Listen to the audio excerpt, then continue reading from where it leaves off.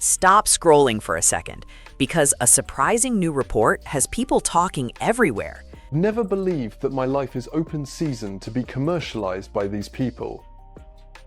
To act in the public interest is to interest the public. I fundamentally reject that. Having my life, like others, commercialized in this way since I was a teenager, delving into every aspect of my private life, listening to calls, blagging flights so they could see where I was going. It was a time when everyone was in competition with each other. Tom Bower has released claims about Meghan Markle's financial situation in 2026, and the details being discussed online are not exactly what many expected. Are they insane? What is happening? There is complete and utter chaos going on. The Meg and Herald are taking their rebrands far too literally at this point. Archewell, their charity effort, has not only changed its name from a foundation to philanthropies, which is even worse branding, I might add. Some reports even mention millions of dollars in unsold products sitting in storage, a charity filing issue in California, and a streaming show that struggled to climb the rankings. It's a story that's getting a lot of attention right now. I mean, an institutional risk to the British monarchy? Oh, absolutely. A huge risk. Tom Bower has made bold predictions about this couple before, and many viewers say some of them turned out to be accurate. Now he's speaking again, sharing what he believes could happen next. Whether you agree with him or not, the conversation around it has become impossible to ignore. I do think the problem with Meghan is that she never actually says anything in interviews. It is so carefully controlled, so carefully chosen what she's going to say, that she says really pretty well nothing. Now, is it because she's got nothing to say, or is it because she is fearful that if she did move off the benign script, she would actually get into real trouble? I think it's the latter. She's clever enough to know that to retain her mystery and status, she should reveal nothing about herself. Many people look at Prince Harry and Meghan and think, they're still wealthy, so what's the big deal? But according to Bower's perspective, the bigger issue isn't just money.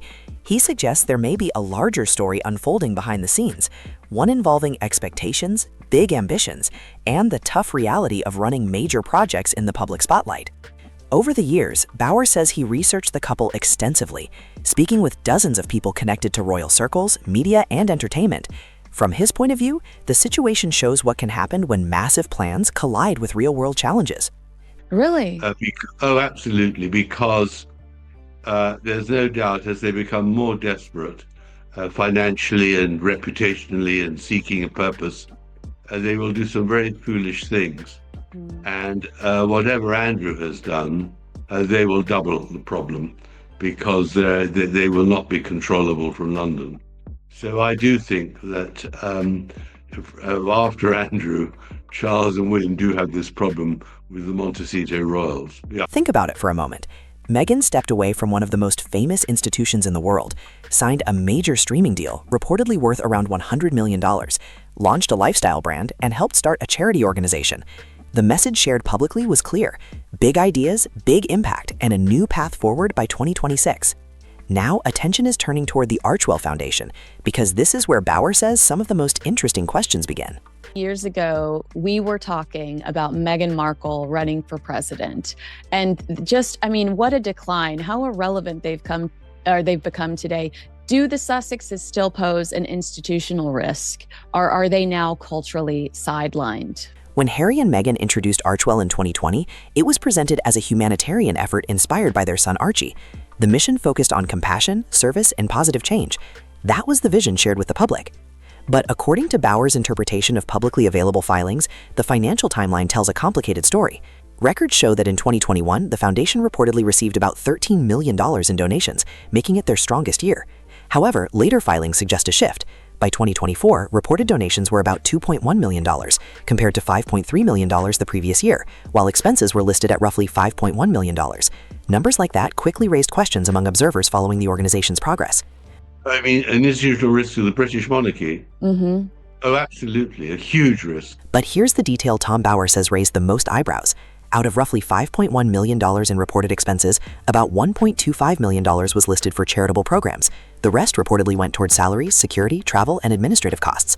One figure that caught attention was security expenses, which some reports estimated at around $2 million per year. Really? Absolutely, because there's no doubt as they become more desperate. Bauer argues that Archewell operates differently from a traditional charity. In his view, it functions more like a structured organization connected to the couple's broader business activities, including media and publishing deals. It's important to note that many public figures set up foundations connected to their work, so the structure itself isn't unusual, but the numbers have sparked a lot of debate online. The implosion of the Sussexes. Meghan Markle's Archewell charity scam and As Ever lies have finally been exposed, and an astonishing double blow for the fake. Another point Bauer highlights is the size of the team. At one point, reports suggested the organization had about 5 employees. Later, during a restructuring phase, several staff members reportedly left as the foundation shifted toward a new direction called Archewell Philanthropies. During that time, the website briefly disappeared while updates were being made, which led to confusion among people following the organization. Observers also noticed a filing issue with California regulators, where the foundation received a delinquency notice related to paperwork. Situations like this usually mean forms or documentation were submitted late or needed corrections, but it still grabbed attention because the foundation presents itself as a global humanitarian initiative. Now let's shift to another project that's been making headlines, the lifestyle brand As Ever. Bauer previously suggested that Meghan's business ventures relied heavily on strong publicity. Their problem is that they've got no future. I mean, As Ever, all her products, of course, is a complete disaster. She's got no Netflix series. She hasn't got any project at all. And they are literally wallowing in in a maze where to go. It's and so predictable. When the brand launched in April 2024, early headlines claim the first products sold out extremely fast, creating a huge wave of buzz across social media. But according to online discussions about store inventory, some analysts believe large amounts of product were later produced to meet expected demand. There's been leaked financial details from the Archewell Foundation that's quite fascinating because it shows that there's 2 donors who've given one of them $15 million and one $3 million. Estimates shared by commentators suggested thousands of items in storage, including fruit spreads, candles, and decorative products waiting for buyers. Some numbers circulating online claim the inventory could include over 100,000 gift boxes of fruit spread alone. If accurate, that would represent a massive stockpile of goods sitting in warehouses while the brand continues promoting its products. Investigation as to the state of the Sussexes' finances. Now, we know they didn't move to a 2-bedroom cottage somewhere in the middle of nowhere. They're living in quite a large mansion in Montecito. And one of the things that Prince Harry made very public when he left the royal family, one of the things that he was quite disgruntled about was the fact that his father basically cut him off financially. So really, they were in a state where they had to make a lot of money and a lot of money fast. Whether those figures are fully accurate or not, one thing is clear. The launch created huge curiosity at first. The bigger question now is whether that early excitement can turn into long-term customer loyalty. One reviewer even commented that the jam tasted like Smucker's, despite the premium price tag of about $36 a jar. Comments like that quickly spread online, raising questions about whether the product could truly stand out in a crowded market. Blundered in a video and said, the Netflix deal was an idea that was pitched to him. Another topic getting attention is how much support the brand actually receives from major partners. According to Tom Bauer's interpretation, the backing behind the lifestyle project appears smaller than many headlines originally suggested. In his view, the big empire that some people expected may be facing tougher challenges than predicted. I want to get into the details of this, Brittany, because the details here matter, given that everything Harry and Meghan do is top spin, trying to convince the world, and very often the mainstream media are sucked in, that everything's okay, but it's really not. And the first revelation in regards to Archewell is that the charity is down to just 2 staff. Now let's talk about the Netflix deal, because this is where the conversation becomes even more intense. When the streaming partnership was first announced, many believed it would launch a powerful new media empire. Reports at the time estimated the deal could be worth up to $100 million, and expectations were sky high. Fans imagined documentaries, shows, and huge cultural influence coming from the partnership. But Bauer argues that the situation behind the scenes may have been far more complicated. Harry likes to portray Meghan as Diana, but they've got absolutely nothing in common at all. Streaming companies live and breathe by numbers, viewer engagement, and audience retention. According to his analysis, the early projects connected to the deal didn't generate the level of viewership that executives typically hope for. I believe it is clear exposure of what Archewell really is. A PR project, nothing more. It's disgusting. It really is, Dan. And one of the things is that Harry and Meghan have always said, service is universal. They're going to be doing shares. Industry insiders often say the same thing. On streaming platforms, the data matters more than headlines. Algorithms track how many people click, how long they watch, and whether they return for more episodes. If the numbers don't grow, studios quickly rethink their strategies. Bauer claims that some internal discussions within the industry reflected frustration about performance. From his perspective, certain projects simply didn't connect strongly with audiences. In Hollywood terms, that can lead to fewer meetings, fewer marketing pushes, and fewer new productions moving forward. In the States and all these things. And it's just completely and utterly false. It was just a lie from the very face of it. And we've seen this endlessly. Meghan praises herself constantly for being this great humanitarian. But when you really think about it, what has she done? I mean, even before she married Harry, she was part of World Vision. Viewers also noticed something interesting. Shows that once received major promotion gradually appeared less often in recommendation lists and advertising campaigns. That shift led many media observers to wonder whether the partnership was quietly changing direction. Another factor discussed by analysts is content delivery. Large entertainment deals often depend on a steady pipeline of new programs. When fewer projects appear than expected, studios sometimes restructure agreements or focus on other creators instead. Money is officially drying up for Prince Harry and Meghan Markle as more and more news of the dissolution of Archewell Foundation comes forward. Power argues that this shift may have had wider effects. Once momentum slows with a major partner, other collaborations can become more cautious. Companies often wait to see stronger audience results before jumping into new ventures. It's very, very clear that this restructuring is due to a lack of one very, very key thing, which is money. In fact, Harry and Meghan sold themselves. At the same time, the online conversation kept growing. Critics pointed to unsold product inventory, slower donation growth for the foundation, and questions about the long-term strength of the overall brand strategy. Supporters, on the other hand, argue that building new media projects takes time and patience. One thing is certain, the gap between early hype and real-world results has become a major talking point.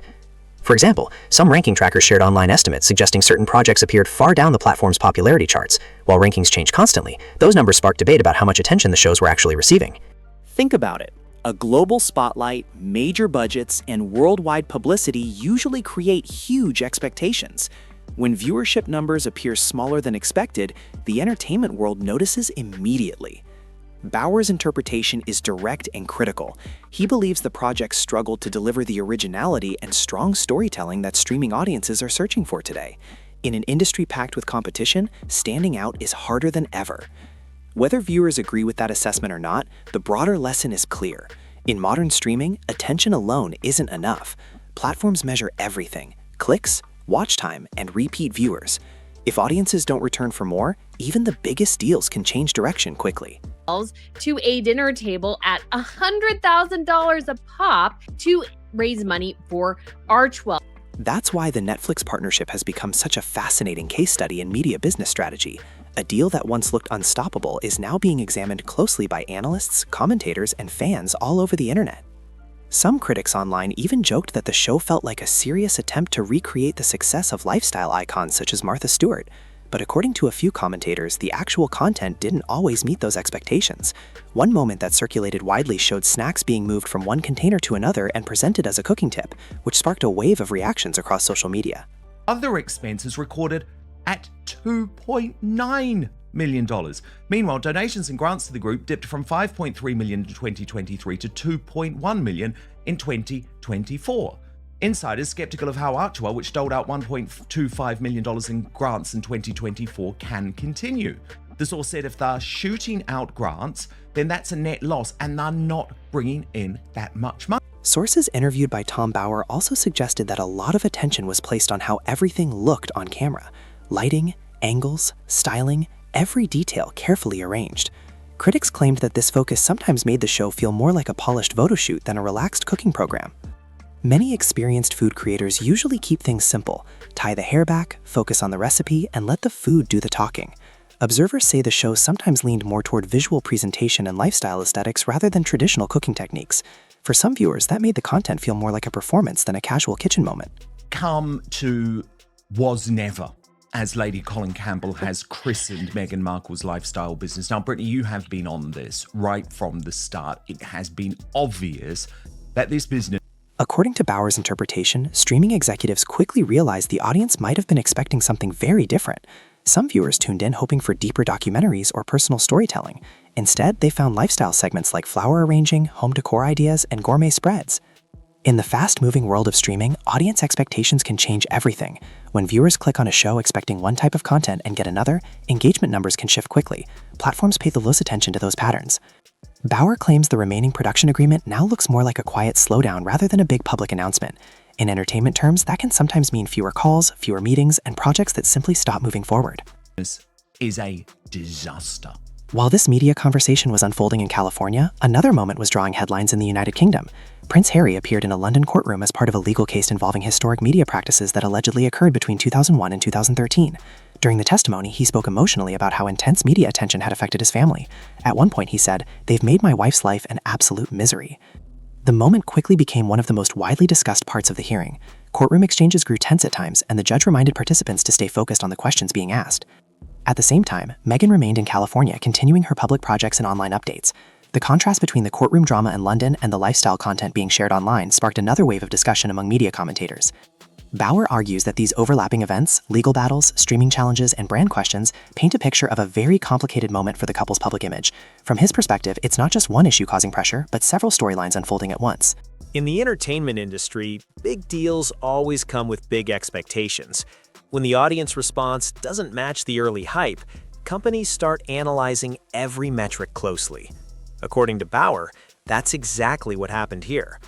He believes executives were watching the data carefully from the beginning. Engagement numbers, repeat viewers, and audience retention all matter enormously in streaming. And in the end, those numbers often shape the future of any partnership.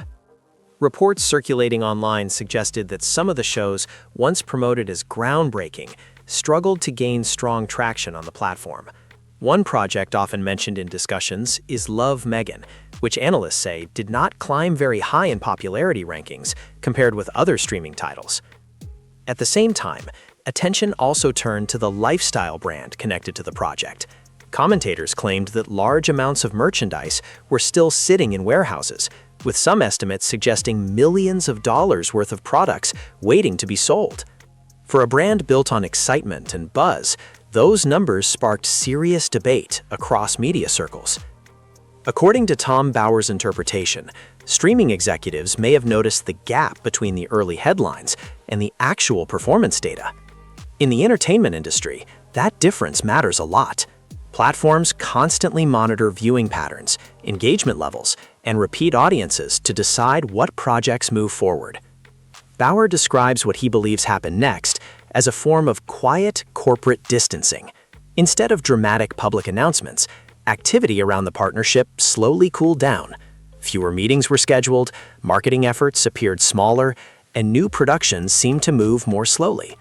This kind of shift is not unusual in the entertainment business. When metrics show weaker audience engagement, companies often adjust strategies quietly rather than making loud public statements. Bauer also argues that the creative direction of the content may have played a role. In his view, the shows looked visually polished, but didn't always create the strong emotional connection that streaming audiences look for today. In a world filled with endless entertainment options, viewers quickly move on if something doesn't capture their attention. Some media analysts believe the curiosity factor brought many viewers in at first, but long-term success usually depends on people returning for more episodes, sharing the content, and building a loyal audience over time. Meanwhile, the business side of things continued to evolve. As the streaming partnership slowed, other ventures connected to the brand faced more scrutiny from commentators and industry observers. Sales expectations, charity activities, and media projects all became part of the broader conversation surrounding the couple's public image. Bauer suggests that the streaming company's response created ripple effects. When a major partner reduces activity, other collaborators sometimes become more cautious while they wait to see how the situation develops. His overall conclusion is direct. In the modern entertainment industry, the data ultimately tells the story. Platforms rely on viewer engagement, watch time, and audience loyalty to guide their decisions. Those numbers can't be replaced by headlines or publicity alone. And according to Bauer's analysis, this moment may represent a major turning point, one where the gap between public hype and measurable results becomes impossible to ignore.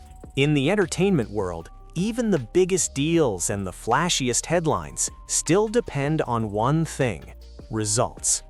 Without strong audience engagement, partnerships can shift quickly. And according to Tom Bauer's interpretation, that's exactly the turning point this story may have reached. Bauer has argued for years that long-term success in media requires consistent performance, not just attention. Moments like Prince Harry appearing emotional during a London court hearing, while major conversations about their media projects were unfolding online, created powerful headlines around the world. If the legal battle in the UK becomes more complex, some analysts say the costs of long court cases can grow extremely high. Legal disputes involving major media groups often stretch for years and require enormous financial resources.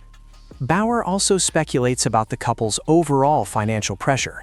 Large homes, security teams, travel, and public projects can require very large budgets to maintain. Some commentators have estimated that maintaining a global celebrity lifestyle at that scale could cost hundreds of millions over time. Reports often estimate Prince Harry's personal wealth somewhere in the tens of millions of dollars. While that is still a significant fortune, analysts frequently point out that maintaining large projects and companies usually requires steady income streams and long-term partnerships. Several major ventures connected to the couple have evolved over the years. Their Spotify partnership ended earlier than expected, the Netflix projects have faced intense public discussion, and their charity and lifestyle brand continue to receive strong scrutiny from media commentators. One fundraising idea that attracted attention involved a charity event where guests could attend a private dinner experience with high-profile figures. Events like these are actually common in the nonprofit world, but in this case it became a widely debated moment online.